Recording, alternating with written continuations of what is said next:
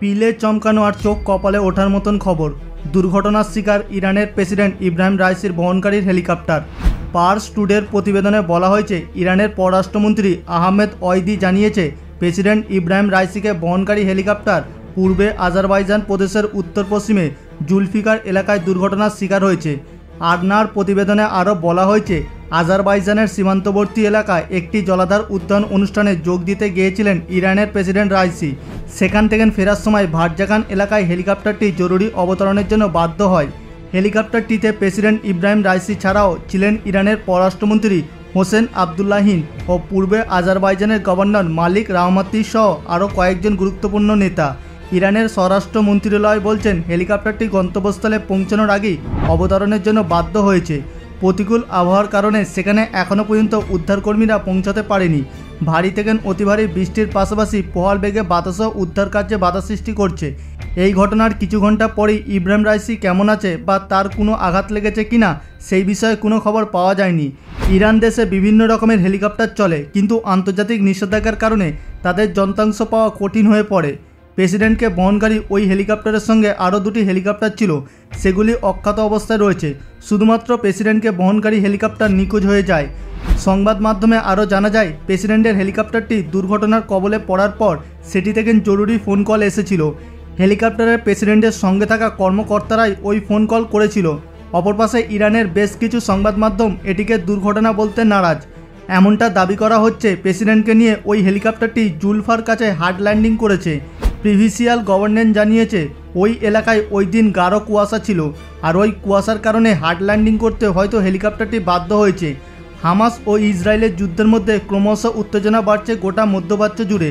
তবে এই যুদ্ধে গুরুত্বপূর্ণ ভূমিকা রয়েছে ইরানের। এমন পরিস্থিতিতে এই দিনের ঘটনা যথেষ্ট তাৎপর্যপূর্ণ। যদি হেলিকপ্টারের দুর্ঘটনার পিছনে নিছক প্রতিকূল আবহাওয়ার ভূমিকা না থাকে, তবে নতুন করে আগুন জ্বলে উঠবে মধ্যপ্রাচ্য, তা নিয়ে কোনো সন্দেহ নেই। এটা চোখ বন্ধ করে উপলব্ধি করা যায়। বন্ধুরা, আমেরিকার তরফ থেকে ইরানকে জানানো হয়েছে, তারা যেন হেজবুল্লাহকে আটকে দেয়, হেজবুল্লাহকে থামিয়ে দেয়। কারণ হেজবুল্লাহ প্রায় প্রত্যেক দিন ইসরায়েলের উপর হামলা চালাচ্ছে, আর এর জন্য ইরানকে বলা হয়েছে তারা যেন হেজবুল্লাহর উপর লাগাম লাগিয়ে দেয়, অর্থাৎ হেজবুল্লাহকে যেন তারা আটকে দেয়। কারণ হেজবুল্লাহকে যদি কেউ আটকাতে পারে, তাহলে সেটা হবে শুধুমাত্র ইরান। ইরান ছাড়া হেজবুল্লাহকে কেউ আটকাতে পারবে না। অপর পাশে হামাসের স্পোক পারসন আবু আইদা টিভিতে এসে একটি লম্বা চওড়া ভাষণ দিয়েছে। যুদ্ধের আবহাওয়া জানিয়ে বিগত এক সপ্তাহের মধ্যে হামাস যোদ্ধারা গাজাতে 100টির মতন সৈন্যবাহনকে লক্ষ্য করে হামলা চালিয়েছে। আর তিনি দ্বিতীয় কথা বলেছেন, ইসরায়েল আবার একবার নরকের দিকে যেতে শুরু করেছে আর খুবই শক্তিশালী প্রতিরোধের মুখোমুখি রয়েছে। অর্থাৎ তারা হামাসের সঙ্গে লড়াই করছে, এটাই বোঝা যাচ্ছে। ইসরায়েল তার ক্ষয়ক্ষতির শুধুমাত্র এক অংশ আম নাগরিককে জানাচ্ছে, কিন্তু এই সকল তথ্যগুলি দেখে যেটা বোঝা যাচ্ছে, ইসরায়েলের ক্ষয়ক্ষতির পরিমাণ অনেক বেশি, কিন্তু তার বেশিরভাগটাই তারা চেপে দিয়েছে বা লুকিয়ে রেখেছে। বর্তমান সময়ে ইসরায়েলের তরফ থেকে গাজা উপত্যকাতে কিছু কাগজ ফেলা হয়েছে। এই সকল কাগজের মধ্যে উপত্যকার কিছু মানুষের ছবি রয়েছে এবং তাদের পুরো ডিটেলস লেখা রয়েছে। এই সকল তথ্যগুলি দেখে ইসরায়েল জানিয়েছে এগুলি সব হামাসের লোক।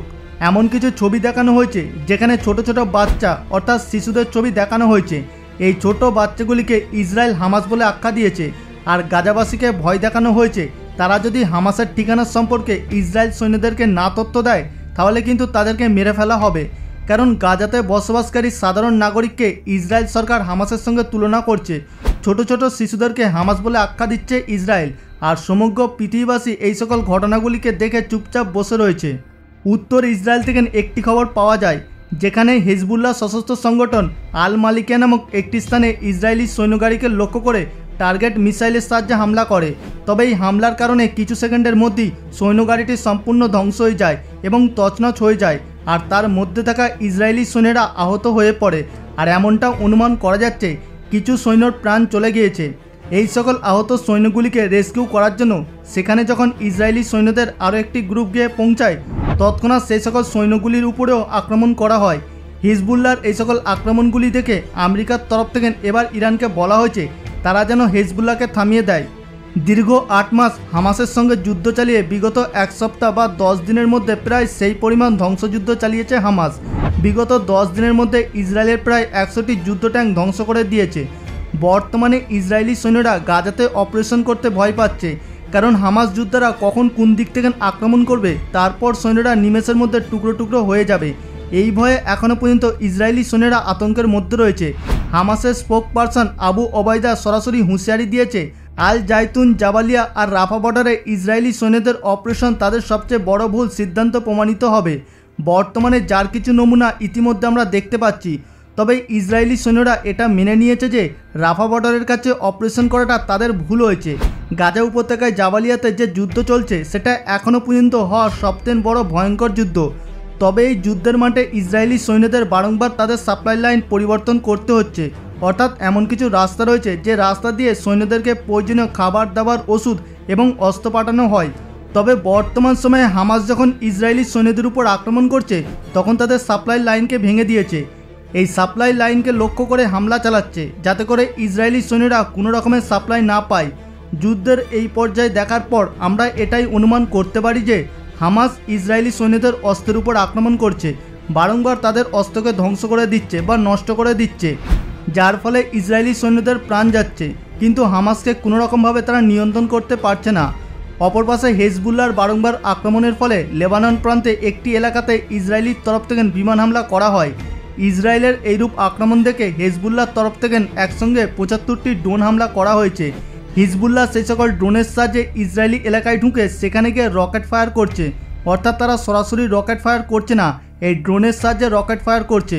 তবে আপনাদের জানার উদ্দেশ্যে বলে রাখি, ড্রোনের সাহায্যে রকেট ফায়ার করার ফলে হিজবুল্লাহর খরচ অনেকটা পরিমাণে কমে যায়। ইসরায়েলের গোলাম হাইটসে তাদের সৈন্য ক্যাম্পকে লক্ষ্য করে আবারও ভয়ঙ্কর আক্রমণ করা হয়েছে। এছাড়াও প্রায় প্রত্যেক দিন ইসরায়েলি এলাকাতে হামলা চালাচ্ছে হিজবুল্লাহ। ইসরায়েলি সৈন্যদের প্রতি তারা মরিয়া হয়ে উঠেছে। হিজবুল্লাহর এই আক্রমণ বন্ধ করার জন্য আমেরিকার তরফ থেকে নির্দেশ দেওয়া হয়েছে। ইসরায়েলি সৈন্যরা চিন্তা করছে এই রাফা বর্ডারে হামলা চালিয়ে তারা হামাস যোদ্ধাদের নিশ্চিহ্ন করে ফেলবে, শেষ করে দেবে। কিন্তু ইসরায়েলি সৈন্যরা যখন যেটা ভাবছে, হামাস সৈন্যরা তার থেকে এক কদম এগিয়ে রয়েছে। এইদিকে ইসরায়েলি সৈন্যরা রাফা বর্ডারে অপারেশন চালাচ্ছে, অন্যদিকে উত্তর গাজা উপত্যকায় হামাস সৈন্যরা ধীরে ধীরে জড়ো হচ্ছে। এতদিন পর্যন্ত যে সকল এলাকাগুলিকে হামাস মুক্ত বলা হয়েছে সেই সকল এলাকাতে পুনরায় হামাসের অস্তিত্ব দেখা গিয়েছে, আর পুনরায় সেখানে ইসরায়েলি সৈন্যদের সঙ্গে হামাসের লড়াই শুরু হয়েছে। একদিকে হামাস তো অন্যদিকে হেজবুল্লাহ। লেবানন প্রান্ত বেশ কিছু ইসরায়েলি সৈন্য হেজবুল্লাহর সঙ্গে সরাসরি লড়াই চালায়। বন্ধুরা, হামাস এটা ভালো করে বুঝে গিয়েছে যে এটা তাদের অস্তিত্বের লড়াই, তাই তারা যেমন মারার জন্য প্রস্তুত তেমন মরার জন্য প্রস্তুত রয়েছে। স্বাধীন রাষ্ট্রের জন্য স্বাধীন সংগ্রামী হামাস যোদ্ধারা একেবারে মরিয়া হয়ে উঠেছে, আর তারা মরণ বাঁচানোর লড়াই চালাচ্ছে। তবে স্বাধীন রাষ্ট্রের বিষয়ে আপনার কি মতামত রয়েছে নিচে কমেন্ট বক্সে অবশ্যই আমাকে জানাবেন। ভিডিওটি তথ্যপূর্ণ মনে হলে অবশ্যই একটি লাইক করবেন এবং সকলের সঙ্গে শেয়ার করে দেবেন। আর আপনাদের মধ্যে যারা নতুন দর্শক তারা এখনই আমাদের চ্যানেলটিকে সাবস্ক্রাইব করে পাশে থাকা বেল আইকনটিতে ক্লিক করে রাখুন। দেখা হচ্ছে পরবর্তী এপিসোডে। ভালো থাকবেন, ধন্যবাদ।